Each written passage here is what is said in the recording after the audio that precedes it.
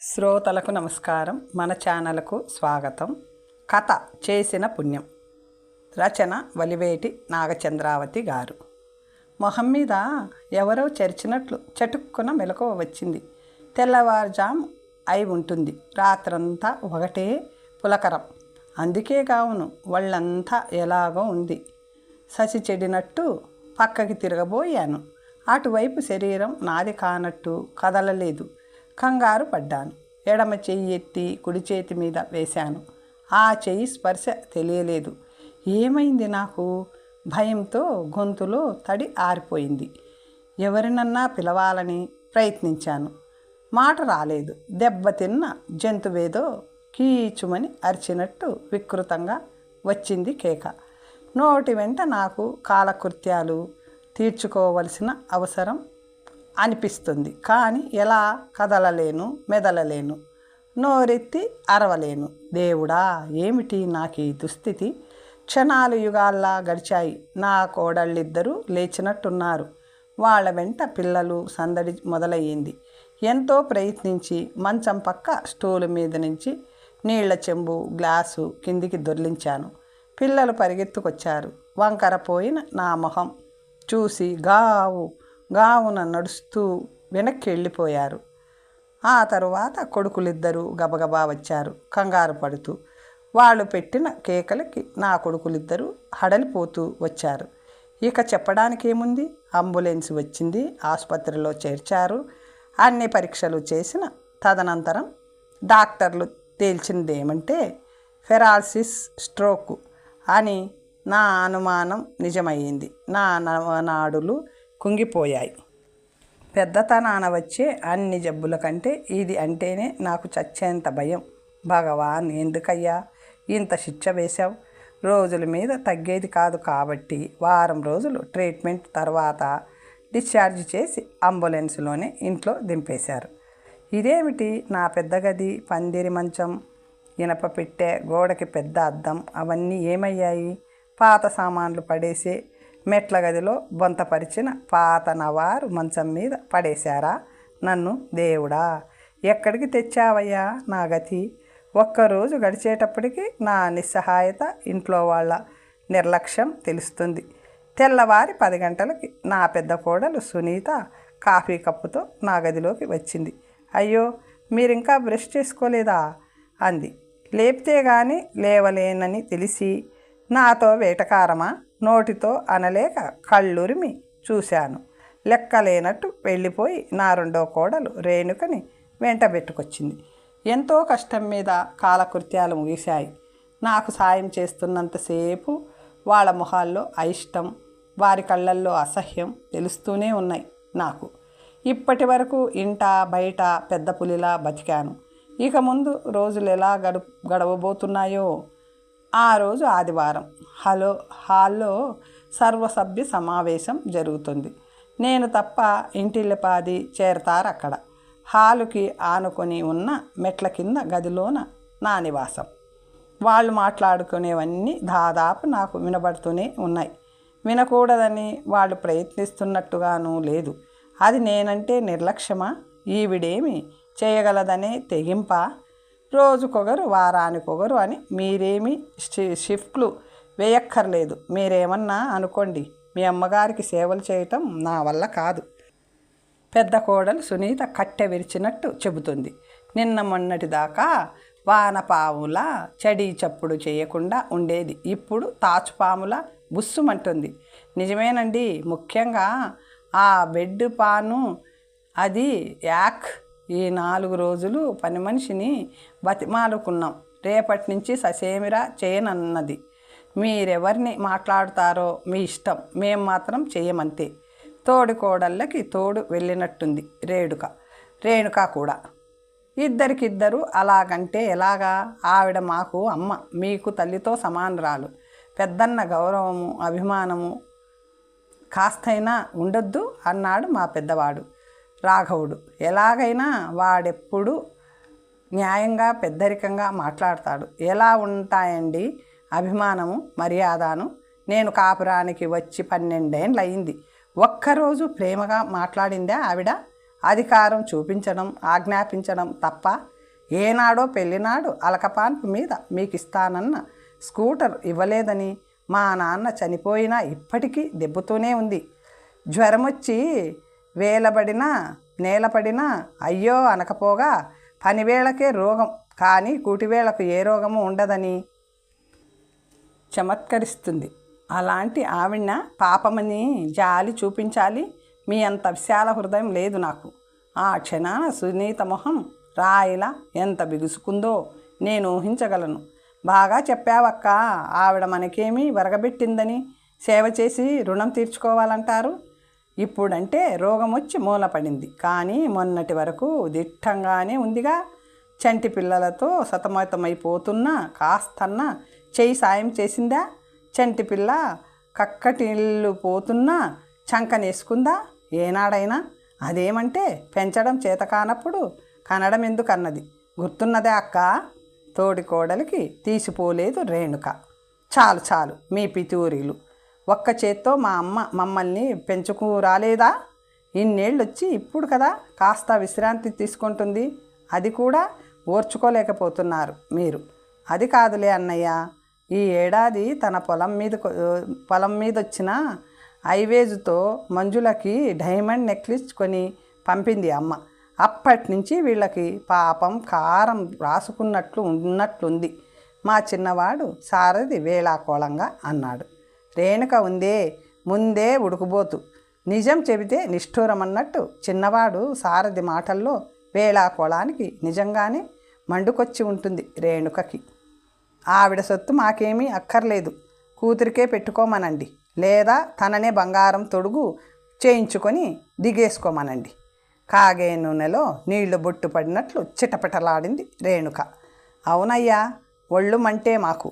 ఈ ఇంటికి కోడళ్ళగా వచ్చినప్పటి నుంచి ఆవిడ్ని కూర్చోబెట్టి ఇంటి పనంతా నెత్తినేసుకున్నాం. ఆవిడ ఆజ్ఞాపించిన పనల్లా దాసీ వాళ్ళలా పూర్తి చేశాం. ఆవిడ అన్నవన్నీ పడ్డాం. కాళ్ళు నొక్కి తల నొక్కి సేవ చేసిన వాళ్ళం మేము. ఏడాదికోసారి బంగారు పిట్టల్లే విమానం దిగొచ్చి మమ్మీ అని కావలించేసుకున్నందుకు కూతురికి రవ్వలహారం చేయిస్తుంది. లేకపోతే తనే పలకసర్లో వంకీగాజులో చేయించుకుంటుంది. అంతే తప్ప చిన్న బంగారం పెట్టి మాకు ముక్కు పుడకన్నా చేయించిందా ఇప్పటి వరకు? పైగా మేమేమనుకొని పోతామో అని ఇది శ్రీధనం నా ఐవేజు అంటూ మా వాళ్ళు ఏమీ పెట్టలేదన్న సంగతి గుర్తు చేస్తూ ఉంటుంది. అటువంటి మనిషిని అయ్యో అనాలని ఎలా అనిపిస్తుంది చెప్పండి? నా కోడళ్ళిద్దరూ వంతుల వారిగా ఇన్నేళ్లుగా కడుపులో దాచుకున్న ఆవేశమంతా వెలగక్కారు. ఇంతకీ ఏమంటారో చెప్పండి? నసపెట్టక అవుననలేక కాదనలేక ఇరుకును పడుతూ సంభాషణ మొదటికి తెచ్చాడు మా పెద్దవాడు. అనేదేముంది, ఇలా మంచం పట్టిన వాళ్ళకి సేవ చేసేందుకు మనుషుల్ని ఇంటికి పంపించే సంస్థలున్నాయట, కనుక్కోండి. మరి అందాక మాకు తప్పుతుందా? సభ ముగిసింది. అవురా, నా కోడళ్ళు అత్తయ్య గారు అని ఎంత వినయం ఉలకబోసేవాళ్ళు. లోపల ఇంత అక్కసు ఉందన్నమాట నా మీద. వెదవది. కాలు చెయ్యి నోరు కదపలేని రోగం వచ్చింది. కానీ లేకపోతేనా ఓ ఆట ఆడించి ఉండేదాన్ని కదూ. కాసేపటిదాకా వాళ్ళ మీద కోపంతో మనసు బగబగలాడుతూనే ఉంది. అరగంట తర్వాత నా గదిలోకి వచ్చింది సునీత. తను కనబడగానే నా ఆగ్రహాన్ని పైకి ప్రకటించాలని చాలా అనిపించింది. కానీ ఏదో బెరుకుగా వాళ్ళని తప్పు పట్టగల హక్కు నాకేముందని మొట్టమొదటిసారి వెనుకంజ వేశాను. సునీత నా తల కొద్దిగా పైకెత్తి భోజనానికి ముందు వేయాల్సిన ట్యాబ్లెట్ నా నోట్లో వేసింది. కాసిన్ని మంచినీళ్లు తాగించింది. తువాల్తో నా పెదాలు తుడిచింది. ఆ తర్వాత రేణుక భోజనం వడ్డించిన ప్లేటు తీసుకువచ్చింది. ఒక్కొక్క ఆదరవు కలిపి చెంచాతో తినిపించింది. నా అవసరాలన్నీ టైం ప్రకారం తీరుస్తున్నారు, కానీ ఆ పనుల్లో యాంత్రికత తప్ప ఆత్మీయ స్పర్శ లేదేం? కనీసం అత్తయ్య ఎక్కడా నొప్పి లేదు కదా అని ఆప్యాయంగా అడగొచ్చును కదా. ఇదేమిటి, తన ముందు కోడళ్ళు గడగడలాడాలని కోరుకుని తను వాళ్ళ కటాక్ష వీక్షణం కోసం పాకులాడుతుంది.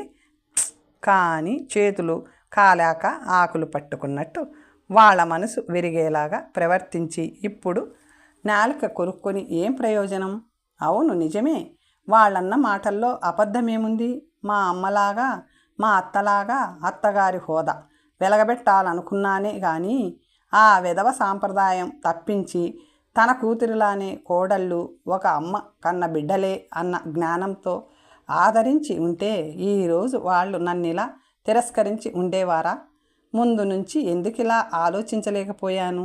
ఎలా అబ్బింది నాకు ఆ హిట్లర్ గుణం?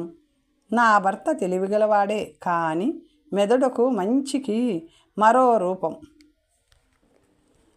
నా భర్త తెలివిగలవాడే, కానీ మేధకుడు. మంచికి మరో రూపం. అవసరమైనప్పుడు కూడా గట్టిగా మాట్లాడేవాడు కాదు. మెత్తగా ఉంటే మొట్టబుద్దవుతుందని సామెత. ఆ మెత్తకదనాన్ని అలుసుగా తీసుకొని అందరూ వాడుకునేవాళ్లే. అన్నదమ్ములు కూడా పలపక్షం చూపించేవాళ్ళు. ఆ అన్యాయం చూసే నాకు జ్ఞానోదయం అయింది. నా నోరు గట్టిదైతే తప్ప ఈ లోకంలో నెగ్గుకు రాలేనని తెలిసొచ్చింది. అంతే, నా ప్రపంచం నా చేతిలోకి వచ్చేసింది. ఉన్నన్ని రోజులు నా భర్త కూడా నా మాట జవదాటలేదు. ఆయన పోతూ పోతూ నేనైతే ఆస్తిని దుర్వినియోగం కానివ్వననే నమ్మకంతో యావదాస్తిని నా పేర రాసిపోయారు. మా పుట్టింటి వాళ్ళిచ్చిన పొలం వేరే ఉంది.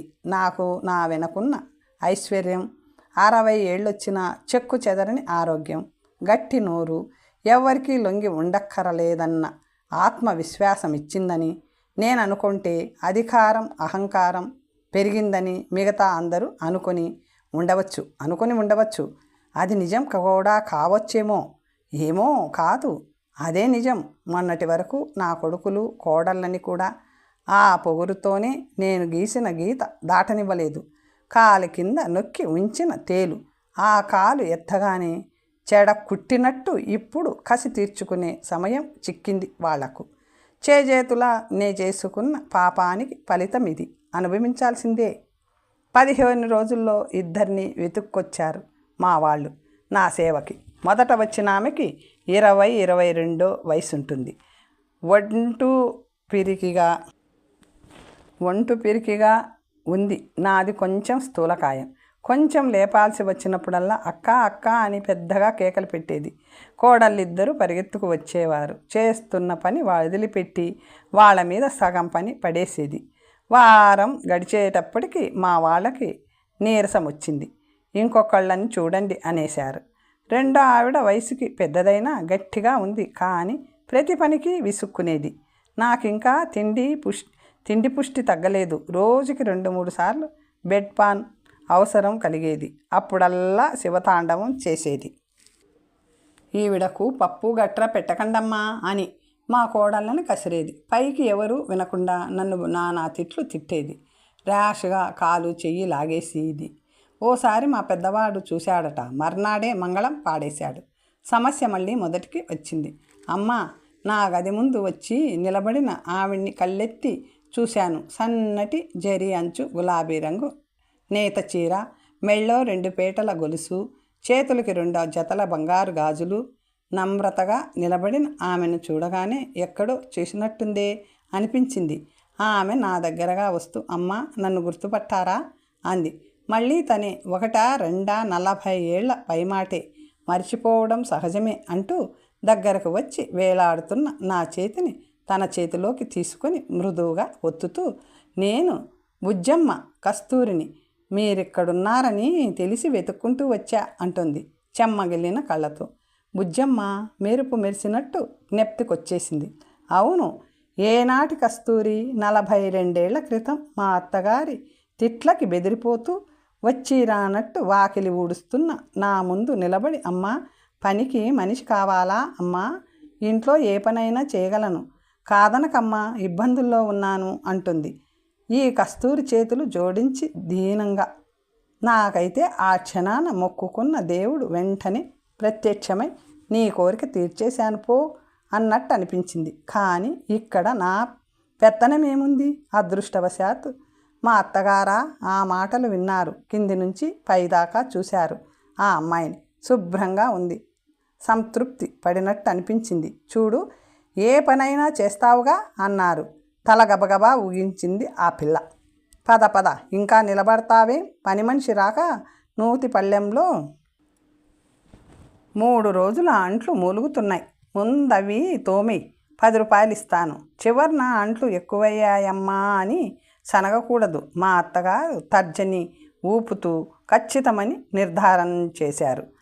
ఆ అమ్మాయి అవుననలేదు, కాదనలేదు. తల ఉంచుకుని నా చేతిలో చీపురు లాక్కుంది. ఓ పక్క మా అత్తగారు ఆ పని కాదు నీకు చెప్పింది అని అరుస్తున్నా పర్లేదులే అమ్మా అంటూనే చిటికెలో వాకిలి ఊడ్చి నీళ్లు చల్లి ముగ్గు పెట్టి అలా చూస్తూ నిలబడిపోయిన నా మొహంలోకి చూసి నవ్వింది. అదే మా తొలి పరిచయం. అలా మా ఇంట్లో అడుగుపెట్టిన కస్తూరి కొన్ని నాళ్లలోనే అందరి తలల్లోనూ నాలుకైపోయింది. ఏ చిన్న పనొచ్చినా కస్తూరి కస్తూరి జపమే. ఇందరి మధ్యన నేనంటే తనలో ప్రత్యేక స్థానం ఉందని నాకు తెలుసు. మిగతా వారందరూ పిలిస్తేనే పరిగెడుతుంది.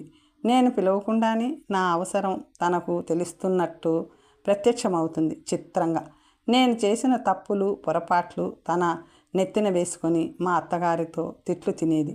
ఎన్నిసార్లు నాకు సన్నజాజులంటే ఇష్టమని వాళ్ళ చుట్టుపక్కల ఇళ్లల్లో వెతికి వాళ్ళని బతిమాలాడి పందిరి మీది మొగ్గలన్నీ కోసి గుత్తంగా మాలకట్టి మెట్ట తామర ఆకులో చుట్టి పదిలంగా తెచ్చి పెట్టేది. నాకు నెల తప్పింది. పుట్టింటోళ్లను అత్తవారింటోళ్లను సంబరాలు. ఈ హడావిడిలో వారం రోజుల పాటు కస్తూరి మిస్ కావటం తెలియలేదు. వారం తరువాత కనబడిన కస్తూరిలో జీవం లేదు, పాలిపోయింది. తనకి కూడా గర్భం వచ్చిందట. మీ ఇద్దరినే పోషించలేక చస్తున్నాను. ఆ పిండానికి కూడా నేను పిండం పెట్టలేను అని నాటు మందుతో గర్భస్రావం చేయించిందట అత్తగారు. వలవలా కన్నీరు కార్చింది కస్తూరి. ఆ తరువాత రోజు ఎవరు చూడనప్పుడు నా కాళ్ళ మీద పడింది కస్తూరి. బుజ్జమ్మ, ఆ కాంట్రాక్టర్ దగ్గర బ్రోకర్కి 10,000 లంచమిస్తే పర్మనెంట్గా పని వేయిస్తానన్నాడటమ్మా. నా మీద దయతలిచి ఆ 10,000 అప్పుగా ఇప్పిస్తే నా చర్మం ఒలిచి నీకు చెప్పులు కుట్టిస్తానమ్మా అని. అమ్మా అప్పుడప్పుడు ఇచ్చే పైకంలో నుంచి 10,000 తీసిచ్చాను. దాని సంతోషం చెప్పనలవి కాదు. ఆ తర్వాత రోజు నుంచి సంబరపడుతూ చెప్పింది.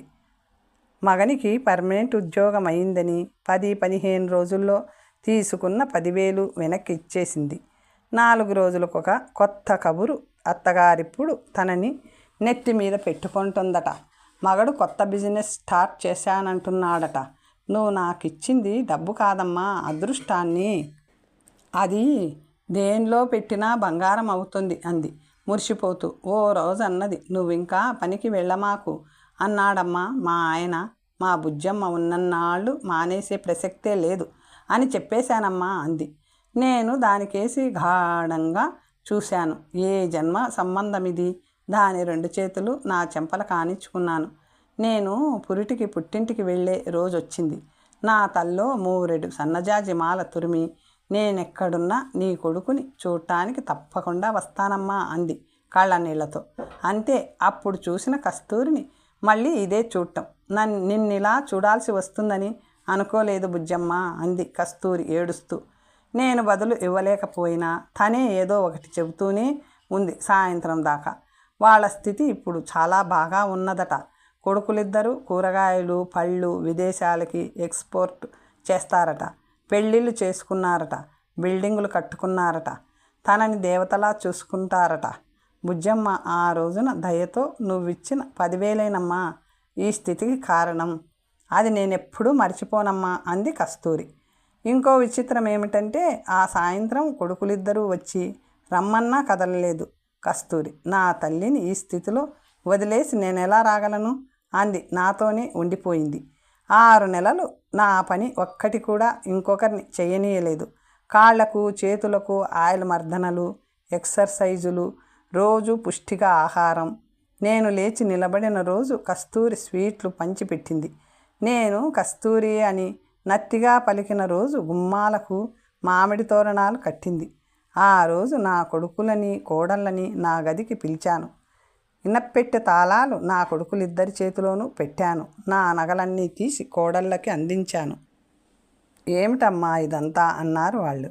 ఇవేవి నన్ను ఆదుకోలేవని తెలిసిందిరా నాన్న. చేసిన తప్పు దిద్దుకుంటున్నాను. ఇక నుంచి మీ బిడ్డలతో పాటు నేను మీ బిడ్డని అన్నాను మనస్ఫూర్తిగా. కస్తూరి కొడుకులు వచ్చారు తల్లిని తీసుకెళ్ళడానికి. ఇంటిల్లిపాది మా కస్తూరిని అశ్రు నయనాలతో సాగనంపాం. మా ఇంటి పక్క నుండే పంకజం అడుగుతుంది ఆశ్చర్యంగా, ఎవరావిడా అని.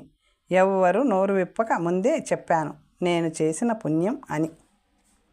కథ సమాప్తం. మరొక మంచి కథతో తరువాత కలుసుకుందాం.